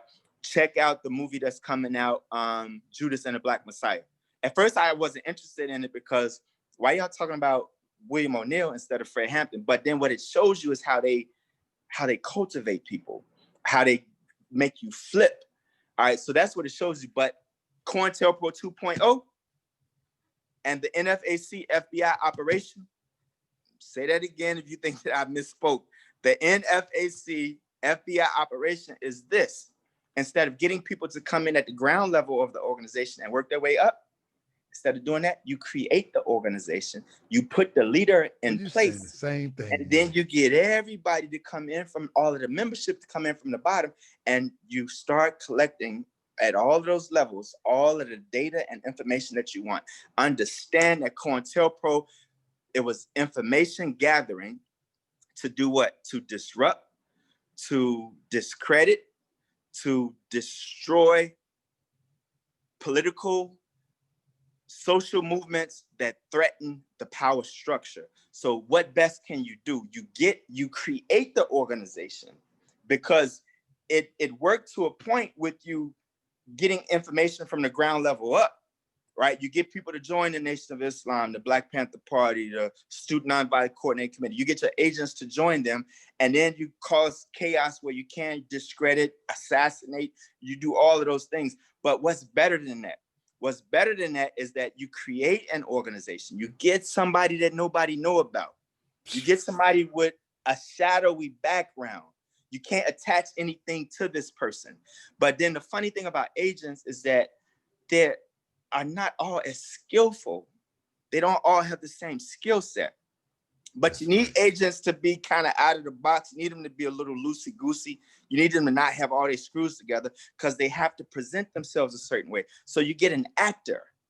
You get an actor that can present themselves in certain ways in certain situations. That's a valuable asset. Somebody who you could plant in one situation and they act another way, say a political candidate, but then you pluck that person out, you put them in another operation and they act another way, say an armed Black revolutionary. You give them videotapes on Fred Hampton, and you give them videotapes on Khalid Muhammad and Malcolm X, and then the person has to try to develop the intonations, the inflections, the voice, and the talk of our true champions, our martyrs who spilled blood and gave their life. You have them talk that way, but then it don't all add up. It don't all start to make sense. And you develop an effective operation. People come in, send him emails, make phone calls, follow him on Instagram and YouTube. All of that is gathered information. And so what John Johnson does is that he'll try to intimidate people. But what he don't understand about brothers like you and me, we've looked down barrels of guns. Your little punk ass, you're not intimidating us. Like we've stared down death. So your little threats, that don't work with us. Like we've stared down death. All right, you have not. You've been acting somewhere in some school and in a government operation. So you don't all your little social media stuff, it don't put fear in men who come from our backgrounds. And then we understand our obligation is to expose you. I'm talking to John Johnson. That's right. Our goal, our objective is to expose you, because it's people like you who took down movements. It's people like you who took down movements. And that's what we stand on. And as some people waking up, it's more and more people waking up. And let me make a prediction. This is what's going to happen. I can say this because we could look at our efforts to expose frauds like Umar Johnson, right? What's going to happen with John Johnson? It's funny, they both got the same last name. What's going to happen with John Johnson is that a lot of people are going to wake up. I said this. You can look at what I wrote way back in 2014 about Umar Johnson. I said he is his own worst enemy. That the more he talks, the more people are going to figure out about him. I said that. Brother, let me say this, brother, let me tell you something. I'm sorry, but I can take a break. Go ahead. No, you good, brother. Let me just say this. Man, I used to love me some Umar Johnson as it relates to speaking on the plight of our children and the educational systems of America. Yeah. Let me tell you. Right. Brother, you said something that I would be praying wouldn't happen. Yeah. It's kind of like, I love Beyonce. You know what I'm saying? I hope you don't take this wrong, B, if you're watching, or Jay, if you're watching. But I love her. But Beyonce is a better performer than she is explaining her position on social events or plight of our people. She just a better performer. So when B went on Oprah Winfrey, I'll be at the edge of my seat. B, don't say nothing. Just chill, B. And that's how I was with Umar. Umar, you said enough. Stop. And Umar just won't stop talking. Yeah. Yeah. And unfortunately, they can't it has been to his detriment. And I love me some Umar Johnson. But at some point, your point is made, keep it moving. And Umar then cussed out, said it. That's a whole other stuff. But I feared Umar would do that. And now the great idea about the school, I don't believe ever's going to happen. Yeah, no, it's not through him. And mark my words. Write today's date down, today's time, whatever time of today's date. With Umar, what happened is that, and I knew him before he platformed, and he's made some little attacks towards me on social media, and I have much to say. Like, we crossed paths. Like, it's a different conversation. You made these little threats towards me, but it's a different story. But what I said is that his supporters are going to be the main people that come against him. All right? Understand this comparison here. Umar's main enemies and main people that are exposing him on social media are people who donated to his cause. So he has one level of worry, in that it's people who just gave him money, right? I'm saying right now today that when those brothers in the NFAC figure out who John Johnson is, he's going to have a whole different level of worry, because these are not just people that donated to you. These are brothers that will love and will die for our people. That's why they following you, but they just haven't figured you out yet. And so when people figure him out, but that's also why whatever compromise they have on him, it is serious. Absolutely. For them to get this fool to get out here and to misguide these brothers. Hey, brother, let me tell you something, brother. And I don't mean to cut your wisdom, but I got to add into this. Brother, when you say something like this, and I was watching how he was trying to infiltrate the hip hop community with these fake beams, brother, this brother is insane. But this brother went to a real club, a real club with real DJs, knowing he's not a DJ. Get on the turntables, unable to produce the image that he said he's been living since 77 and 78. He got enough guts to get up there and know he's not a DJ. Yeah. He know he's a, he at best, he got a couple turntables and equipment in the back room and he played around with them every once in a while. Yeah. Knowing he's not a DJ. And at that point, I said, this guy is insane. Because I watched every video where he's trying to convince people that he's a DJ. And he's so narcissistic that he even posts this stuff to make it seem like he's a real DJ. Now, that's one I thought was crazy. But now he done went crazy on steroids, because now you are trying to bait people with real guns, real bullets, real ammunition to go against the powers that be, and rightfully so. They have the right to go against the powers that be, but you're a whole agent playing with the minds of some thoroughbred brothers and sisters. You are insane. Let me tell you. Listen, but that's a part of the that's a part of the compromise. And let me tell you something. I'm from Baltimore. You from Chicago. Gangs are more prevalent in Chicago than in Baltimore. It's bad. You know what I'm saying? But in Baltimore, it's a strong presence here. One of my right hand, I'm talking about ride it all out, Big Wolf, OG to the triple OG main man. That's my guy. But let me tell you something. I ride down the street. I'm not a gang member, never been a gang member. I ride down the street. I see Big Wolf and 300 gangsters standing out in the hood. I love my brother Wolf, but I want to play with him this day. I park my truck and I run up on him like I'm about to give it up. Halfway walking towards him, I'm like, you don't play with Wolf like that. Wolf somebody gonna lay me down because I'm playing. What I'm saying is, he's playing a dangerous game. Yeah. And he's boldly boasting as if there's nothing to lose. And this is my homeboy. This is my man. And it dawned on me, man, hold up, man. I can't play like this. Somebody over there in the alley gonna blast my brains out, and I'm just playing. I'm joking. This guy is seriously playing a game with true freedom fighters. He got real freedom fighters in his ranks, and he's misleading and manipulating. This man is crazy. Yes, he's insane. So and on that, we have to understanding the enemy. All right, you got to study the enemy, observe the enemy to understand their operations. He becomes throwaway for the powers that be. That's the other thing. But because they have so much leverage on him, and I'm again use the example of Trump. All right, Putin has Trump on piss tapes, right? Not only in Moscow, but they got the piss tapes from was it, I think, in Vegas. Michael Cohen put this information out.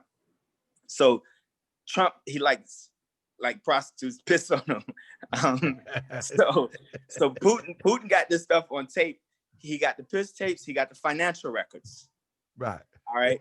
And all of the meetings that Trump has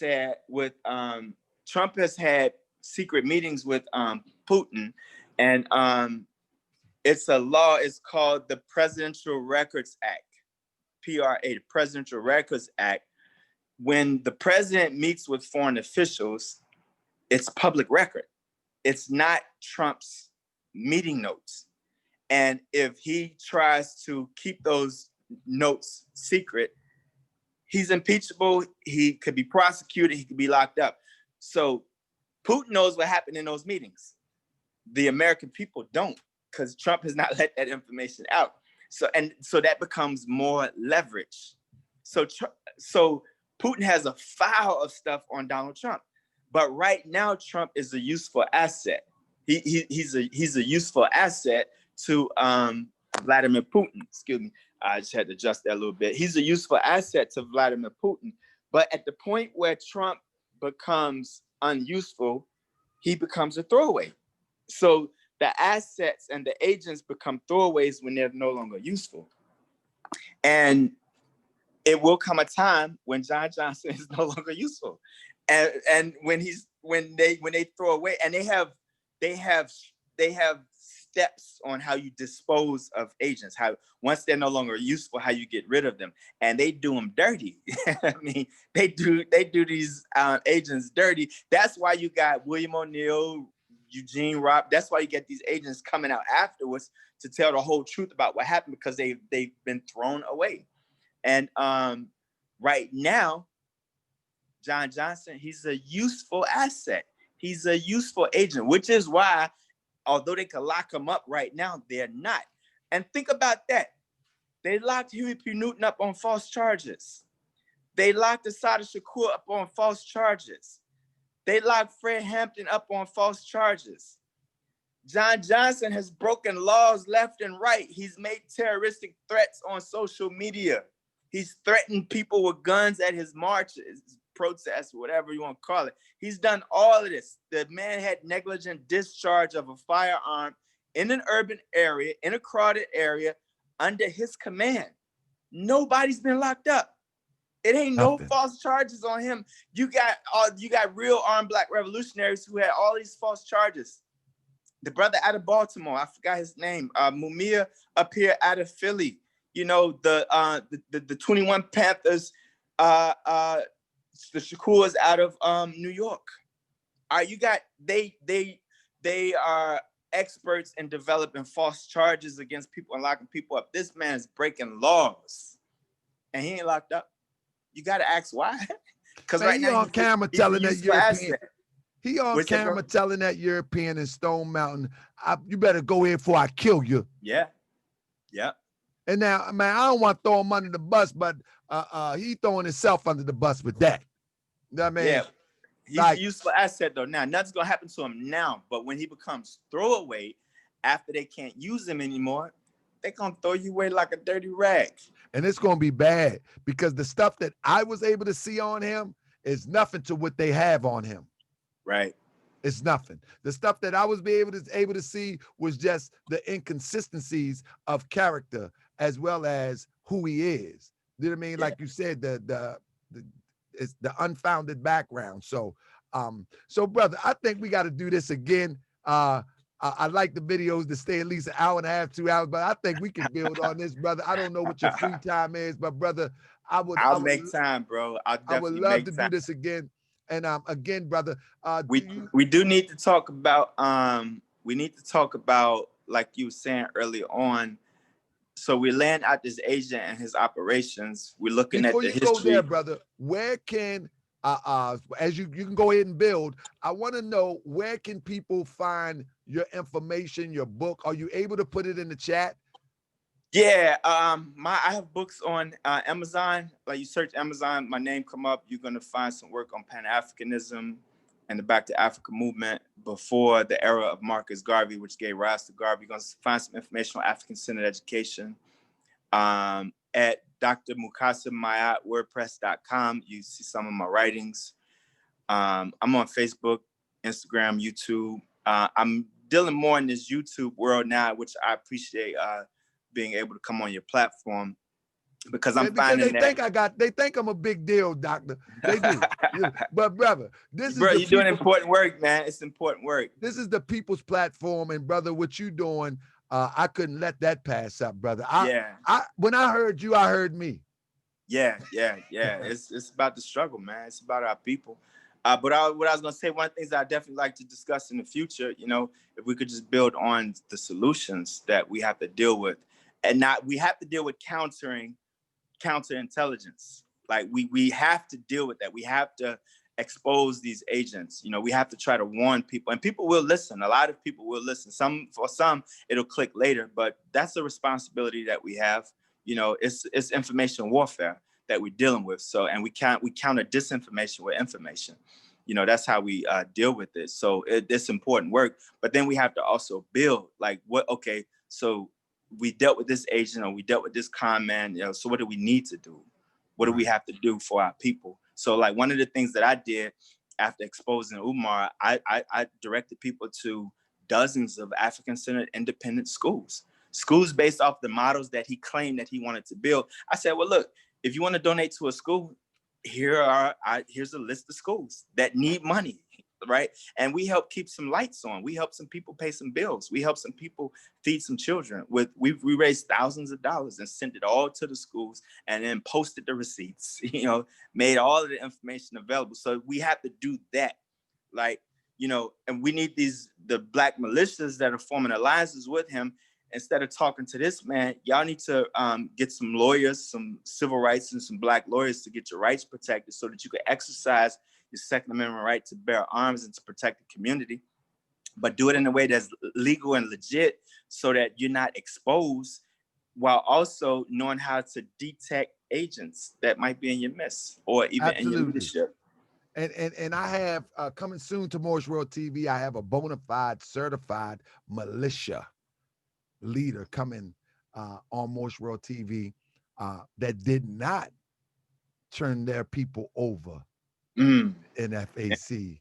Yeah. And they are a strong militia. And one thing about a militia that people don't understand, that I've come to learn in studying this one, that the brother coming on the show, is that most militias are peaceful people, especially militias of African descent. They are peaceful people.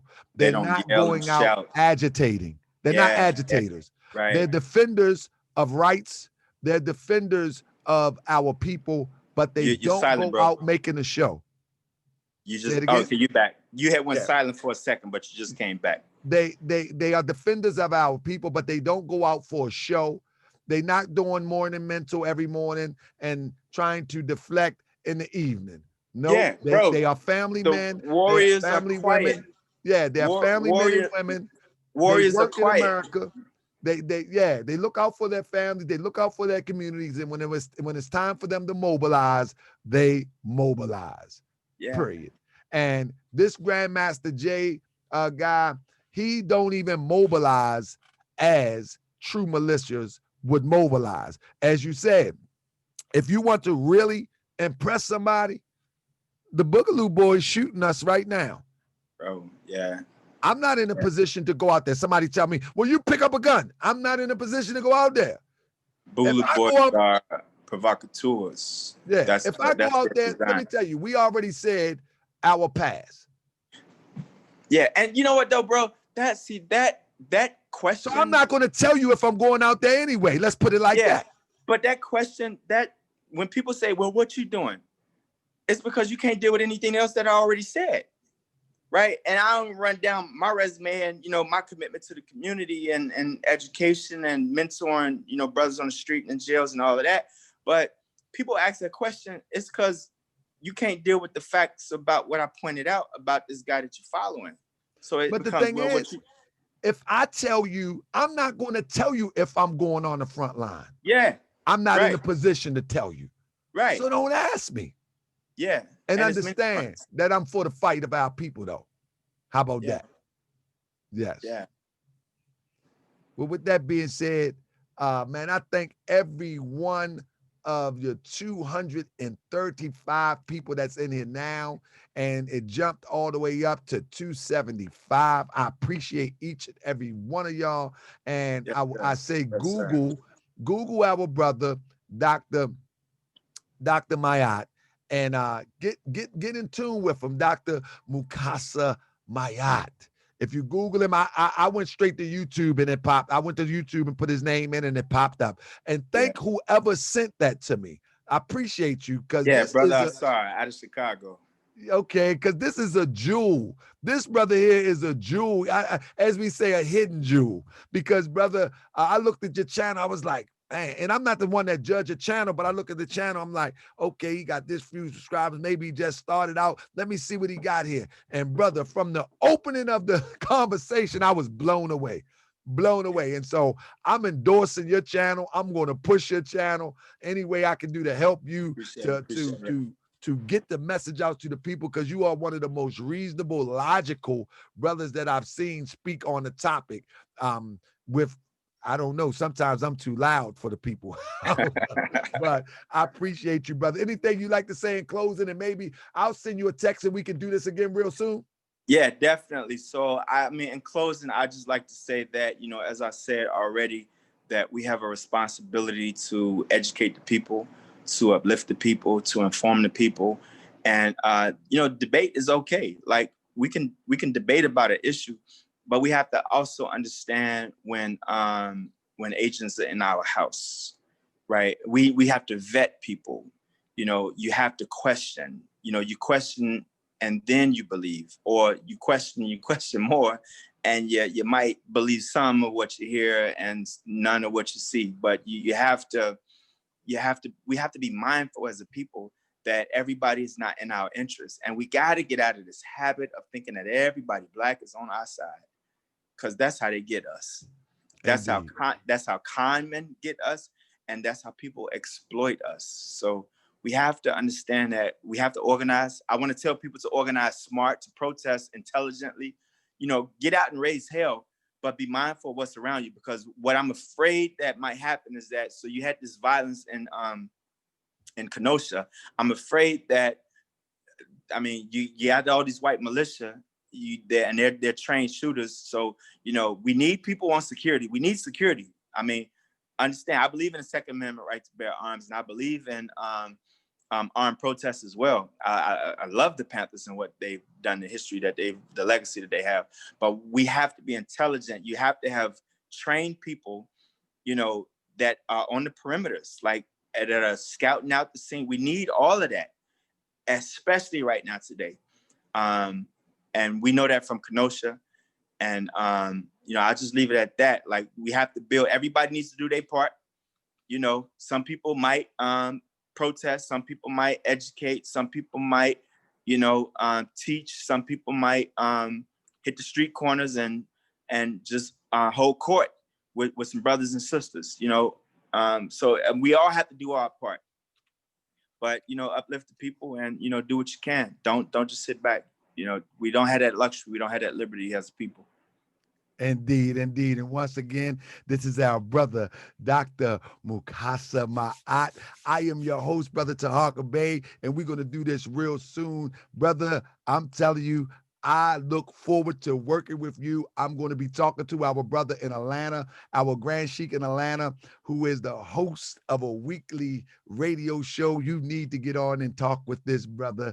I'm Brother Taharkabey of the Moorish Science Temple of America. And the funny part is many people would say, how you going to be Taharka and be a Moor? Because we see everything as one. And my assistant Grand Sheik in Atlanta, his name is Akhenaten. Salam Bey, because we see universal wisdom as one. Right. We are different. We are different type of Moor today. Right. So with that, brother, I salute you, brother. And, all right on, bro. I will be putting you in touch with our brother, Assistant Grand Sheik of the Moorish Science Temple of America, started as the Noble Temple, Brother Akhenaten Salam Bey, so you can share your message across the airwaves. And I got to link you with the sister, the organizer from Stone Mountain. I'm looking forward to it, brother. Let's do it. Yeah. All right. Right on. All right. Peace and love, family. All right. Peace and love. Yes, indeed. Talk to the people. Right on. Family, that was a beautiful show. You have to admit that was a beautiful demonstration. Thank you, family, for working with me. You know what I'm saying? Being patient. We're going to continue to bring you some thorough research, some thorough information as it relates to the struggle of our people. And I ask that you continue to work with me as I bring this information to you. I want to salute my brother C. Trey, and I want to salute Holly, who actually gave a donation to Moorish World TV. I also want to salute brother, it says Avon, who also gave a donation. My brother Andrew King Kearney, who also gave a donation. And let me say this, family. When people give donations, know for sure, family, that these donations it definitely go towards a good cause. I've been in the uplifting business for a long time, and there is no one person that can handle it financially by themselves. It's a group effort. In the uplifting business, it could be from giving children book bags. It could be from feeding the homeless. It's so many aspects of it. Or it could be presentations like this on Moorish World TV to enlighten our people. It takes time to put these put slides together. It takes time to get on the phone and connect with people. It takes time. Thanks, our brother Sonny Boxing Talk. It takes time, family, to, you know what I mean? It takes time from my family to be here for the last 2 hours. My wife has made dinner. My son, I haven't seen him since he got out of school. My son, he's only 18 months. My other son, he worked with me during the day in home improvement, but my other son, I've been working to get this show on. So family, all support makes sense. So we appreciate you, family. We're going to be having our brother Delta. We're going to have our brother Ya, and we're going to also have our brother, who else we're going to have on there? Tornado. We're going to have our panel up here real soon, and we're going to be talking real good. Yeah.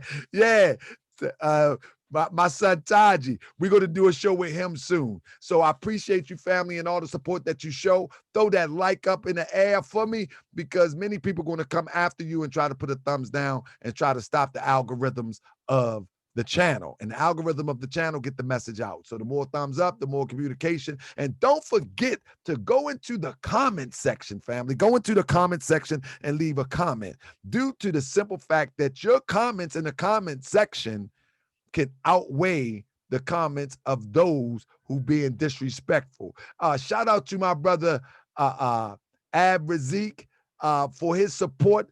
Thank you, Cryptonomics, for your support. And family, if you have emailed me and I haven't gotten back to you, please try to email me again. People try to Hollywoodize me. They be emailing me so much that sometimes it's hard to get back. So if you have emailed me and I've failed to get back to you at a reasonable time, please don't charge it to my heart. Don't charge it to my heart. Just email me again, and I'm going to get right back to you. Thank you for all your support, family, and I see y'all next go around, most likely Saturday. I'm going to be back with my brothers. That's right, my brother Delta, my brother Ya, and my brother Tornado. Yes, sir. Peace and love, family.